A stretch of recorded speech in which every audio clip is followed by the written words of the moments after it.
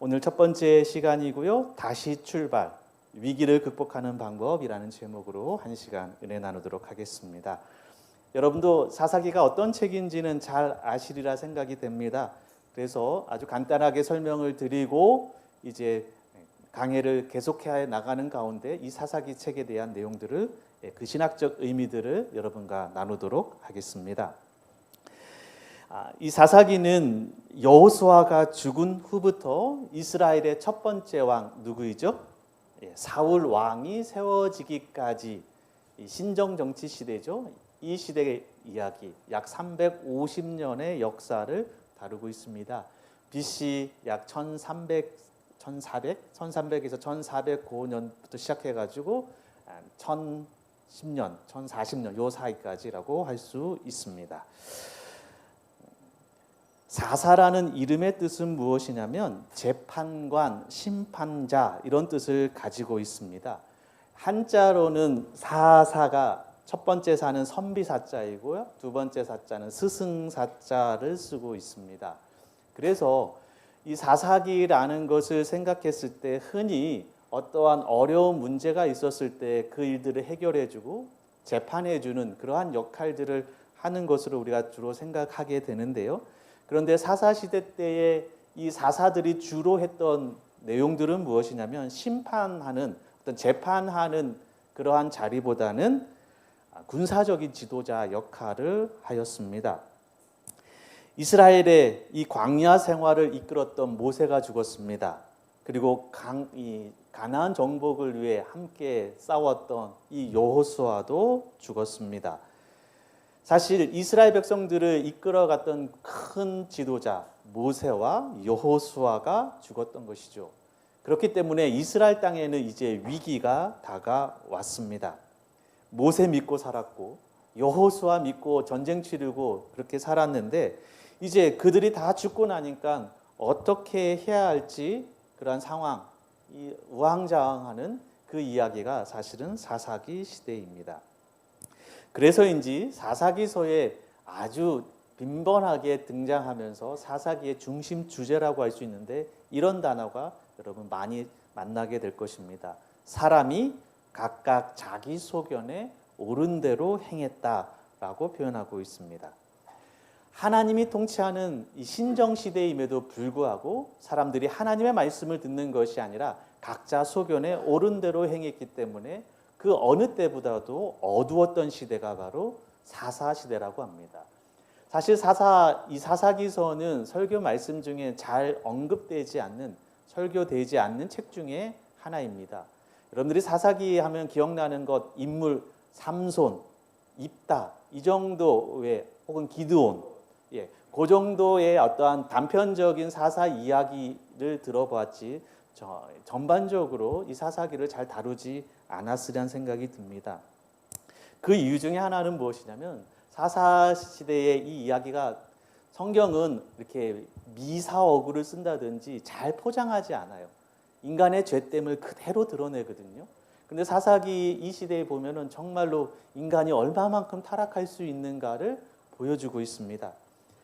이스라엘 백성들의 실패의 이야기예요.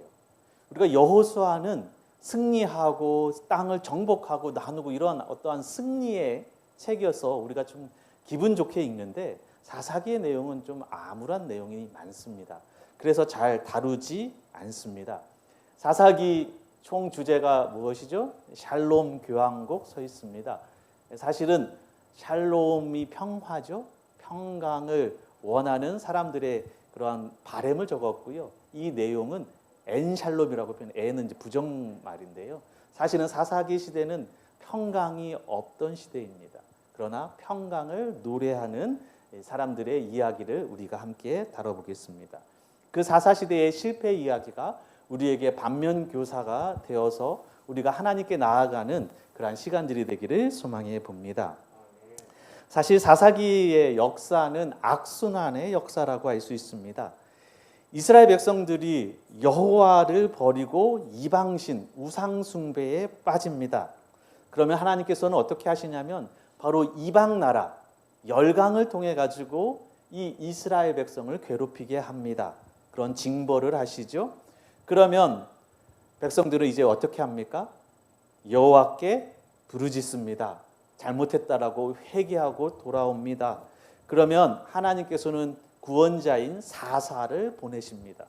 그래서 이 사사를 통해서 그 열강들을 몰아내게 됩니다. 그러면 몇십 년 이렇게 순간적으로 있다한 평화가 찾아옵니다. 우리가 사사기를 좀 살펴보겠지만은 이제 이 평강의 시대가 점점 줄어들어요. 계속 평화의 시대가 계속 줄어들고 고난의 시대가 계속 늘어나는 사사기 역사입니다. 이렇게 평화가 찾아오면 다시 어떻게 갑니까? 사람들이 다시 살만하면 우상 숭배에 빠집니다. 이러한 악순환이 사사기 시대에는 7번 사이클이 반복되고 있습니다.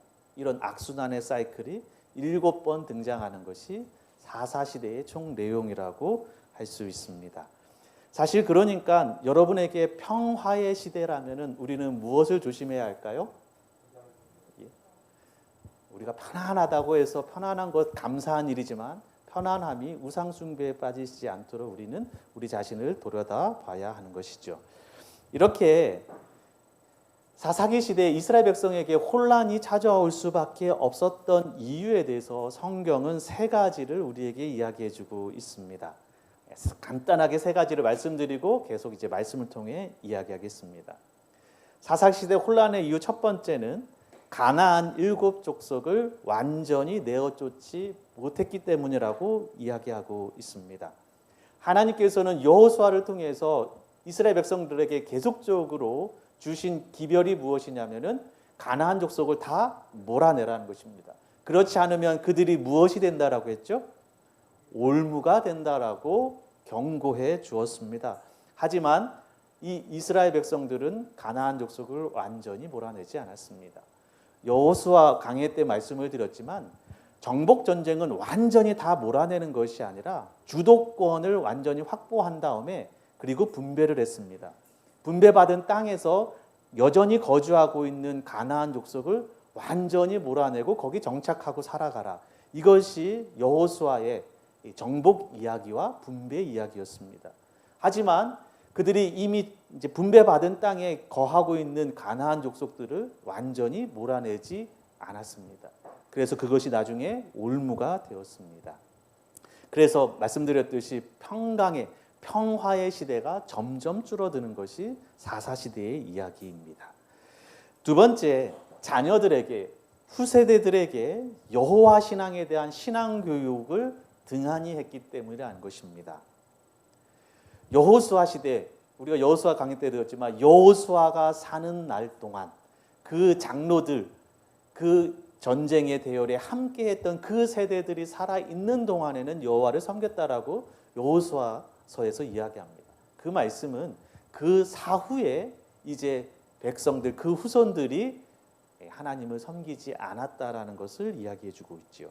세 번째는 가장 중요한 내용 중에 하나인데요. 제사장이 제 몫을 감당하지 못했기 때문이라고 말하고 있습니다. 레위인들은 땅을 분배받지 않고 48개 성읍에 흩어져서 살았습니다. 그러면서 나머지 11족속의 이스라엘 백성들의 신앙을 이끌어주는 것이 이 레위 족속 제사장의 몫이었습니다. 하지만 이 신앙을 이끌어가야 할 이 제사장 이야기가 사사기 시대에 딱 2번 이야기가 등장하고 있는데 전부 다 사사 시대의 가장 비참한 이야기입니다. 가장 타락한 모습을 보여주는 것이 제사장 이야기입니다. 이스라엘 백성의 타락의 주요 원인이 제사장이라고 이야기하고 있습니다.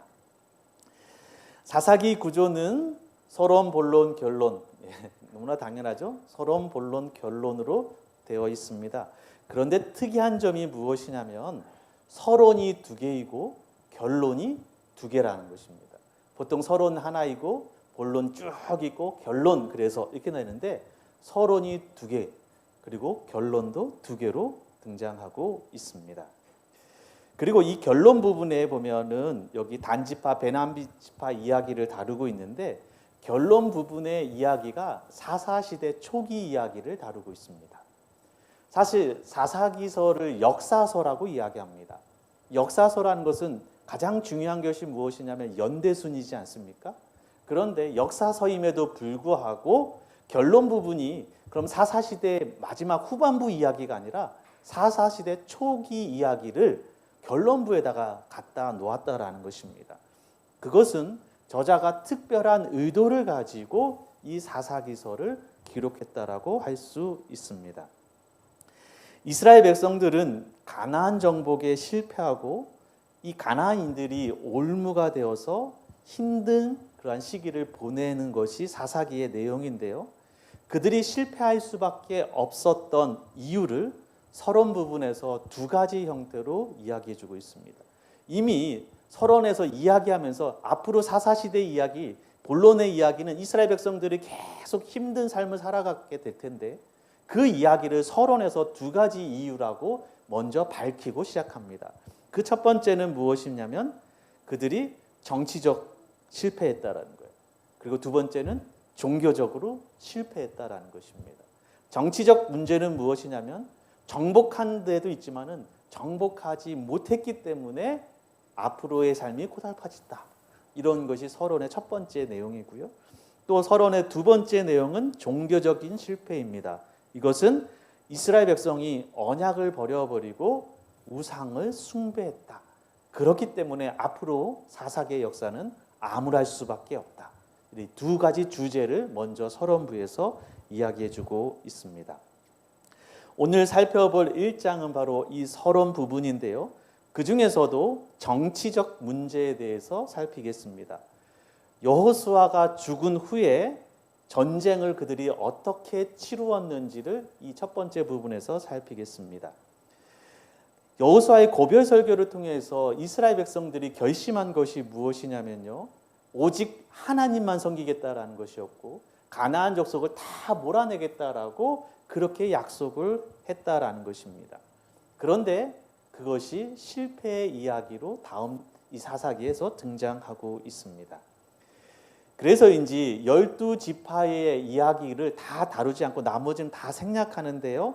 그 중에 이제 정복한 지파, 두 지파, 중요한 지파만 서론 부분에서 이야기해주고 있습니다. 그 지파가 어느 지파냐면 유다 지파와 요셉 지파입니다.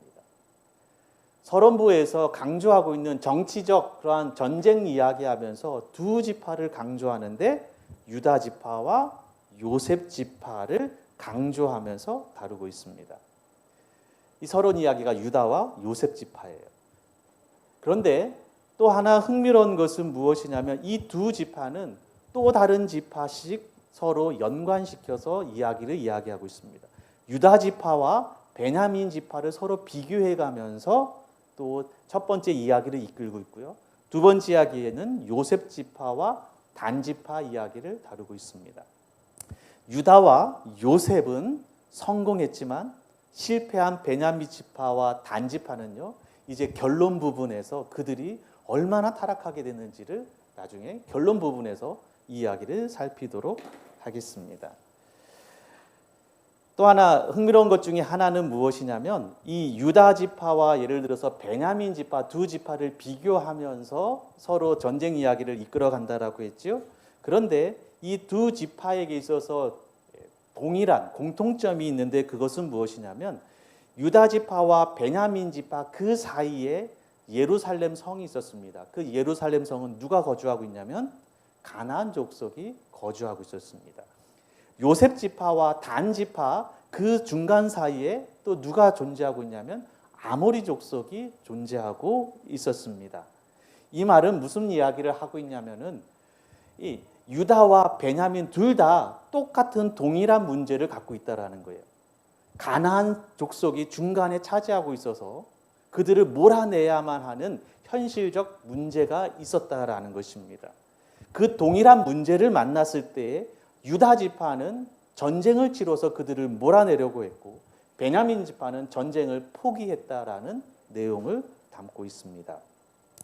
유다 지파 이야기는 20절에 걸쳐서 설명하고 있어요. 그런데 베냐민 지파는 딱 한 절만 등장하고 있습니다. 성경이 강조하고 싶은 것은 무엇이냐면 우리가 문제를 만났을 때 그 문제에 대해서 우리가 어떻게 할 것이냐라는 것입니다. 유다 지파처럼 하나님의 말씀에 의지해 가지고 내가 전쟁치로 나갈 것이냐, 아니면 베냐민 지파처럼 그냥 꼬리를 내려버릴 것이냐. 유다 지파처럼 하나님의 말씀 따라서 힘있게 나아가는 사람은 삶에 수많은 간증거리가 있는 것입니다. 20절이나 되는 수많은 간증의 이야기가 있지만 그 가나안 족속을 무서워서 피한 자에게는 간증거리가 하나도 없는 것을 우리에게 이야기해 주고 있습니다. 오늘 첫 번째 이야기, 바로 이 첫 번째 전쟁인 유다 지파와 베냐민 지파 이야기를 할 텐데요. 유다 지파가 성공할 수 있었던, 그렇게 풍성한 간증거리를 만들 수 있었던 이유에 대해서 오늘 첫 번째로 살피도록 하겠습니다. 첫 번째, 이 유다 지파가 전쟁에서 승리할 수 있었고 수많은 승리 기록을 할 수 있었던 것은 첫 번째, 하나님께 나아가 물었다라는 것입니다. 1절에 보면 여호와께 묻자와 가로되라고 표현되어 있습니다. 이 단어는 단순히 하나님의 뜻을 구하는 것 그 이상을 이야기하고 있습니다. 이것은 하나님 당신이 해답을 주시지 않으면 우리가 갈 곳이 없습니다라는 고백인 것입니다. 하나님께서 함께 하시지 않으면 나는 어떻게 할 수가 없습니다. 전적으로 하나님께 의지합니다라는 자기 포기, 주권을 하나님께 드리는 이야기를 담고 있습니다. 어떤 일을 여러분 시작하기 전에 하나님께 묻게 되길 바랍니다. 하나님이 오늘 내 삶 속에 역사하지 않으시면 내가 갈 곳이 없습니다라고 하는 그러한 심정으로 하나님께 매달리시고 그 속에서 삶의 아름다운 간증들을 많이 만드시게 되길 바랍니다.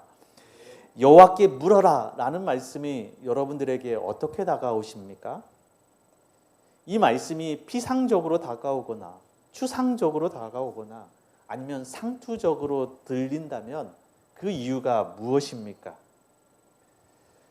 우리는 본문을 통해서 이스라엘 백성의 달라진 모습을 좀 살필 수 있습니다.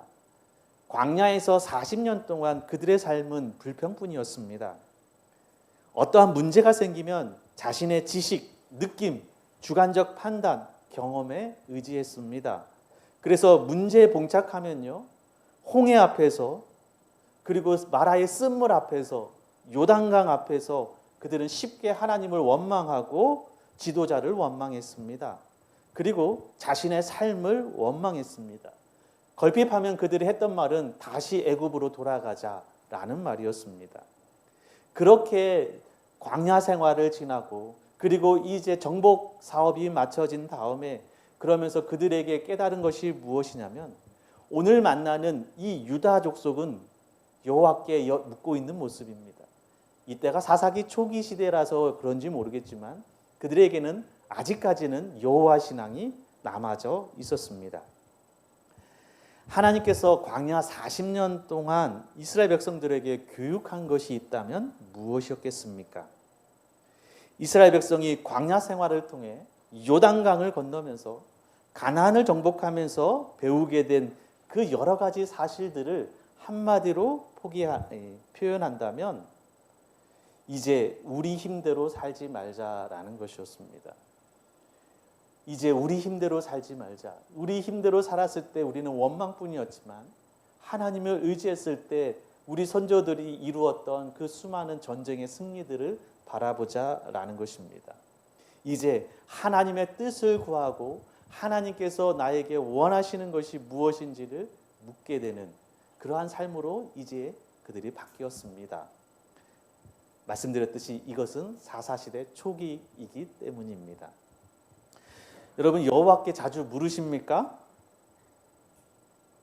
여러분이 그 기도하시고 묻고 듣는 일에 여러분 좀 삶이 어떠십니까?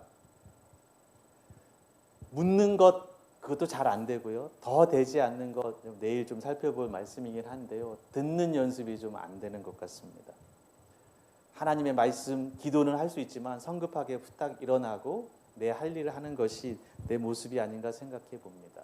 여호와께 묻는다라는 것은 기도로 하나님께 내 뜻을 아랜다라는 의미가 아니라 더 깊은 신앙의 경지는 하나님의 뜻이 무엇인지를 잘 듣는 것이 기도가 아닐까 생각을 해보게 됩니다.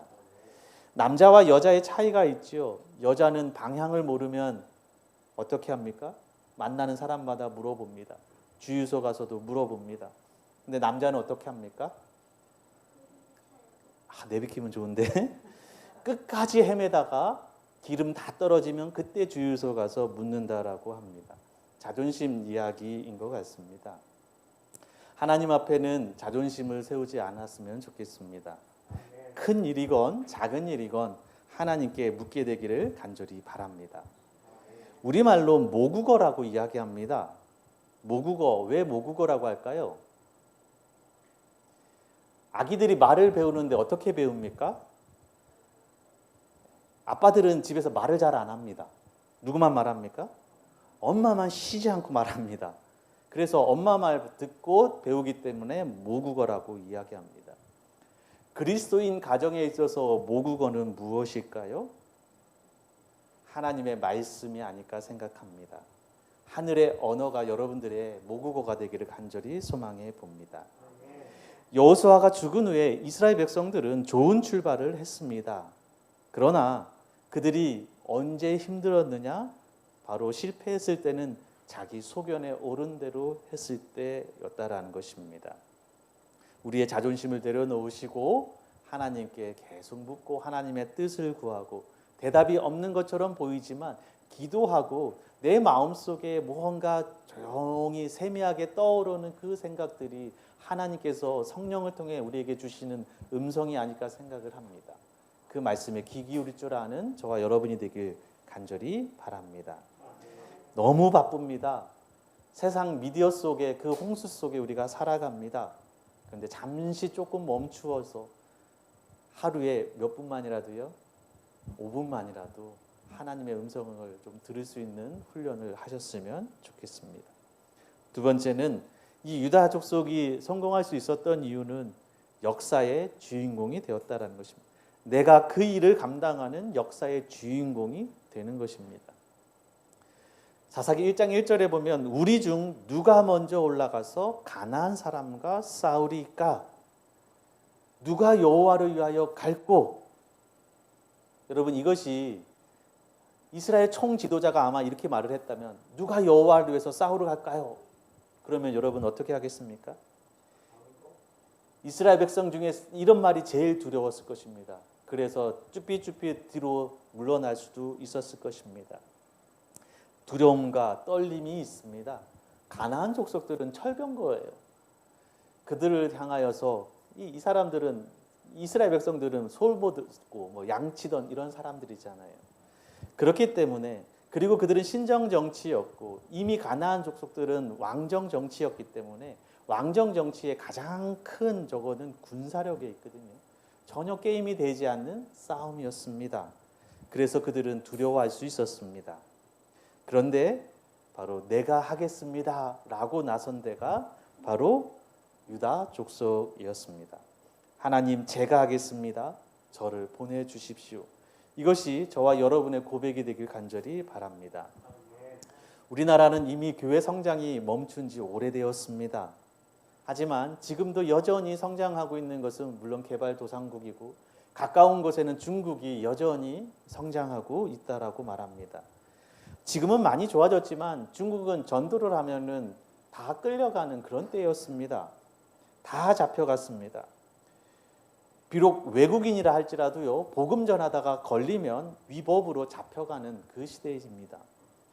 그래서 그들이 취한 방법이 무엇이냐면 지하교회입니다. 마치 무슨 비밀 조직처럼 지하에 숨어서 개인 대 개인으로 그렇게 하나님의 복음을 전하였습니다. 그들에게는 특별한 지도자가 없었습니다. 왜냐하면 눈에 띄는 지도자는 다 잡아갔기 때문입니다. 그래서 그들이 가지게 된 생각은 무엇이냐면 내가 지도자가 되자라는 것입니다.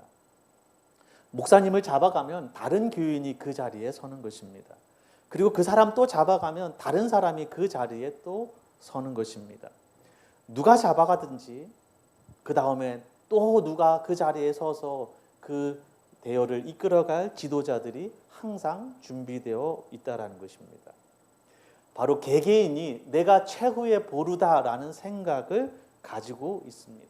내가 마지막 지도자라는 생각을 가지고 있기 때문에 여전히 중국의 교회는 성장하고 있다라고 말합니다. 도산 안창호 선생님은 이렇게 표현했습니다.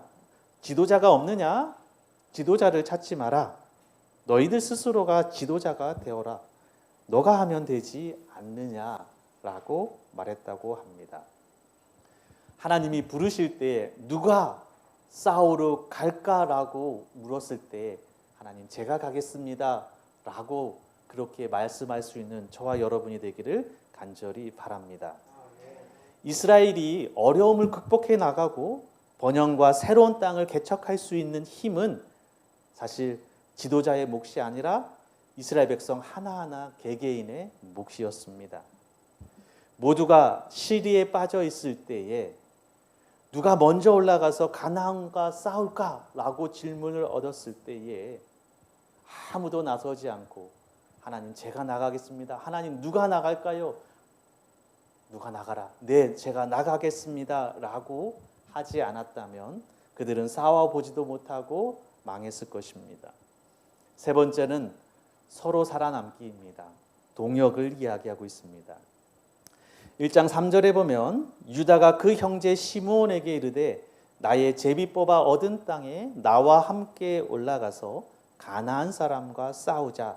그리하면 나도 너의 제비 뽑아 얻은 땅에 함께 가리라. 이에 시므온이 그와 함께 가니라. 여기에 보면 유다 지파는 여기에 보면 시므온 지파와 함께 전쟁터에 가자라고 제의하고 있습니다. 왜 시므온한테 우리와 함께 가자라고 했을까요? 유다와 시므온은 어머니가 같습니다. 레위의 후손입니다. 두 지파는 가까운 지역에 할당을 받았습니다. 그런데 중요한 것은요, 그래서 한 것이 아니라 유다는 그 당시 가장 많은 땅을 분배받았고 백성들도 가장 많았고 가장 강력한 지파였습니다. 그리고 시므온은 가장 열악한, 가장 약한 지파였습니다. 사실상 유다 입장에서 시므온은 끼나 안 끼나 아무런 의미가 없었습니다. 그들이 낀다 한들 별 도움이 안 되는 지파가 시므온 지파입니다. 우리가 여호수아 강해 때 이미 말씀을 드렸는데요. 시므온 자손의 이 기업은 유다 자손의 기업 중에서 취하였으니 이는 유다 자손의 분깃이 자기들에게 너무 많으므로 시므온 자손이 자기의 기업을 그들의 기업 중에서 얻었음이었더라. 유다는 너무 컸고 시므온은 너무 많으니까 유다에서 조금 떼어준 거예요. 깍두기처럼 이렇게 조금 이렇게 해준 게 시므온이었습니다. 말씀드렸듯이 유다는 스스로 전쟁할 수 있는 지파였고요. 시므온은 전쟁조차 치를 수 없는 지파였습니다. 함께 연합한다 한들 시므온이 그렇게 도움 줄 수 있는 지파는 아니었습니다. 하지만 유다는 시므온을 함께 이끌고 갑니다.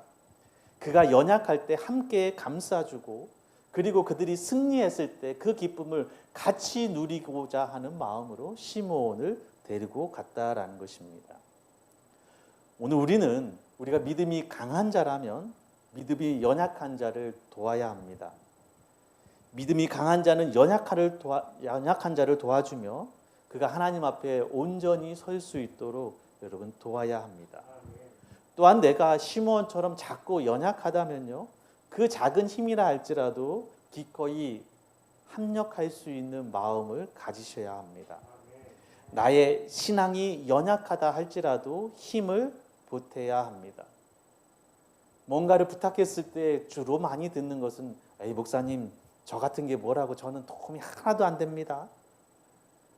저는 할 수 있는 게 아무것도 없어요 라고 말씀을 합니다. 겸손의 표현이지요. 하지만 여러분 작다 할지라도 작은 것으로 끝나는 겸손으로 끝나는 것이 아니라 작지만 내가 하나님께 돕겠습니다. 하나님 사업에 함께 하겠습니다. 라고 함께 해주시지 않겠습니까? 왜 할 수 없는 게 없습니까? 기도할 수 있지 않습니까? 기도가 가장 강력한 무기라는 거 잘 알고 계시지요? 그러니 믿음이 강한 자나 연약한 자나 아무도 뒤로 빼지 않고 하나님 사업에 함께 동역하시게 되길 간절히 바랍니다. 그리고 승리의 기쁨을 함께 누릴 수 있게 되기를 간절히 바랍니다. 초대교회에 성령이 내릴 수 있었던 이유는 한 마음이 되었기 때문입니다. 강한 자나 연약한 자나 부유한 자나 가난한 자나 학식이 있는 자나 학식이 없는 자나 그들이 함께 한 마음을 가졌기 때문에 초대교회의 부흥이 일어났던 것입니다. 그러니 이 교회의 일들이 학식이 있고 힘이 있고 그 다음에 믿음 좋은 사람만이 있다라고 해서 그 사람들만 한다고 해서 절대 성령이 내리지 않는다라는 것이죠. 교회 증언 2권 208페이지에 이렇게 표현되어 있습니다. 주님의 인정을 받는 것은 위대한 업적이나 많은 결과 때문이 아니요 비록 적은 일일지라도 그 일에 충성한 때문이다. 하나님께서는 우리가 이루어 놓은 위대한 결과보다도 일한 동기를 중요시 하시며 성취한 위대한 업적보다 선한 마음과 충성심을 더 중히 여기신다. 하나님 앞에 충성하기로 마음에 굳은 결심하시게 되길 간절히 소망합니다. 마지막 네 번째, 배운 대로 말씀에 적용할 때 이길 수 있습니다. 4절에 유다가 올라가매라고 표현되어 있습니다. 여호와께 물었습니다. 누가 갈까요? 여호와께서 유다가 올라가라라고 말합니다. 그러자 유다가 시므온과 연합해서 유다가 올라가매라고 표현되어 있습니다. 우리가 지리적으로 좀 살펴보면 현재 이 유다 백성이 처해 있는 곳은요, 해발로 따졌을 때 해저 마이너스 246m입니다. 그리고 지금 가나안 사람 정복해야 할 땅은 해발 1000m 정도 됩니다. 그러니까 공격을 해야 되는데 내 있는 공격지에서 저기까지 가려면 1200m를 가파른 곳을 올라가야 합니다. 지리적으로 엄청난 열세이죠. 지금처럼 무기가 현대화되지 않은 때에서 이 가파른 곳에 올라가면서 전쟁 치르는 것, 그거 거의 불가능한 일입니다. 하지만 하나님의 말씀을 믿고 나아갑니다. 하나님께서 뭐 하라고 했습니까? 누가 올라가라라고 확실한 지시를 주셨습니다. 그것은 하나님이 함께 하신다는 약속이었고, 하나님이 함께 하신다면 어떠한 지리적 열세에도 그들이 이겨낼 수 있다라는 그런 믿음을 가지고 그들이 올라가게 됩니다. 하나님 말씀 믿고 올라가는 것, 이것은 우리에게 말씀의 적용이라고 생각합니다. 말씀을 듣고 말씀대로 실천하지 않으면 절대로 기적이 일어날 수 없습니다. 말씀이 인도하는 대로 여러분 나아가게 되길 간절히 바랍니다.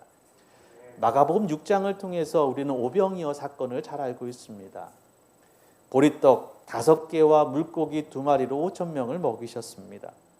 그런데 이때 가장 좋았던 사람들이 누구냐면은 제자들입니다. 떡 나눠주면서 제일 신났겠죠. 내가 저 예수님 제자라고, 내가 그 사람이라고, 내 측근이라고, 얼마나 좀 어깨에 뽕이 많이 들어갔겠어요. 좀 누리고 싶은 거예요. 그런데 예수님이 어떻게 합니까? 빨리 이곳을 벗어나서 바다를 건너가라고 명하십니다. 제자들은 불평하면서 명령이니 어쩔 수 없이 순종하여서 노를 저어 갑니다. 그런데 풍랑이 일어나게 됩니다. 여기서 의문이 생깁니다. 왜 하나님의 말씀에 순종하였는데 풍랑이 일어나느냐라는 문제이죠. 우리 삶 속에서도 하나님의 뜻을 어쨌든 순종했는데 풍랑과 고난이 일어날 때가 많이 있습니다. 그래서 원망할 때가 있죠. 그런데 이 이야기를 다른 각도에서 중요한 시점이 무엇이냐면, 이 이야기가 결론은 어떻게 끝나냐면 이것입니다. 저희가 그 떡 되시던 일을 깨닫지 못하고 도리어 그 마음이 둔하여졌으며라. 그들이 풍랑을 만나서 그 풍랑이 만났지만 풍랑이 진짜 풍랑으로 다가온 이유는 무엇일까요? 낮에 떡 되던 그 기적을 잊어버렸기 때문입니다. 떡 되시던 하나님의 그 능력을 경험한 자가 이 풍랑을 헤쳐나갈 수 있는 것입니다. 우리가 하나님 말씀을 듣고 믿음 생활한다고 해서 우리에게 풍랑이 없을까요? 풍랑은 분명히 있습니다. 그러나 풍랑이 진짜 풍랑으로서 문제가 되는 것은 떡 대시던 일을 잊어버릴 때라는 것이죠. 하나님의 말씀을 우리가 잊어버리게 될 때에 우리에게 그 풍랑이 어려움으로 다가올 수 있습니다. 우리의 말씀이 하나님께서 주신 그 말씀들이 내 삶 속에 적용될 때에 우리는 이 세상에서 어려움 속에서도 승리할 수 있는 것입니다.